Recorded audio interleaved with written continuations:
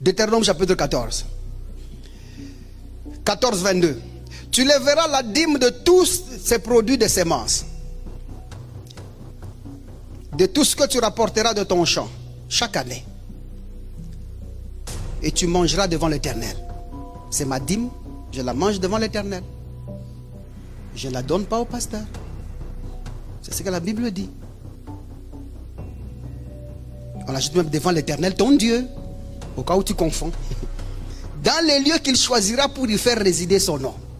La dîme de ton blé, la dîme de ton mou, de l'huile, le premier-né de ton gros bétail, de ton menu bétail, afin que tu apprennes à craindre toujours l'Éternel. Parce que ça avait un sens, ton Dieu. La dîme, c'est la personne de Jésus-Christ. Tu devais la consommer toi-même. Maintenant, pour parvenir à faire qu'un craindre là-bas, c'est adorer le Seigneur, vénérer le Seigneur.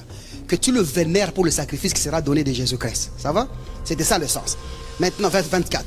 Peut-être que lorsque, ça c'est la partie que j'aime. Peut-être que lorsque l'Éternel, ton Dieu, t'aura béni, le chemin sera-t-il trop long pour que tu puisses transporter ta dîme à cause de ton éloignement du lieu qu'aura choisi l'Éternel. Donc l'église est loin.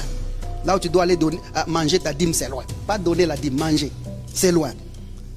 Ton Dieu, il dit pour y faire résider son nom. Verset 25. Alors, tu échangeras ta dîme contre de l'argent. Parce qu'en réalité, la dîme ne s'amenait pas en argent. C'est alors que tu l'échangeras en argent. Mais juste pour un peu de temps.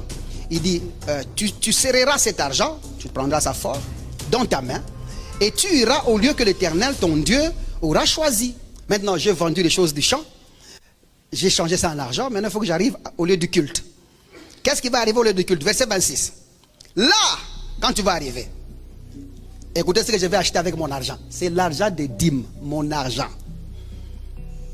Là, tu achèteras avec l'argent tout ce que tu désireras. Tout ce que tu désireras. On commence à te montrer maintenant ce que tu peux désirer. Des bœufs si tu désires. Des brebis si tu désires. Du vin si tu désires. Et des liqueurs fortes si tu désires. Là, à la fin, c'est comme ça que la loi ne peut pas se mélanger à la grâce. Quand nous disons on ne veut pas mélanger, c'est avec raison. Nous savons que dans la loi, il n'y a rien de bon. Rien. Même pas une seule chose. Rien de bon. Vous ne pouvez pas mélanger ça. Ça ne se mélange pas. Croyez dans l'évangile que nous vous prêchons. Et vous allez vivre libre. Et libre à jamais. Mais si vous ne mélangez la loi et la grâce, vous allez amener des gens à un point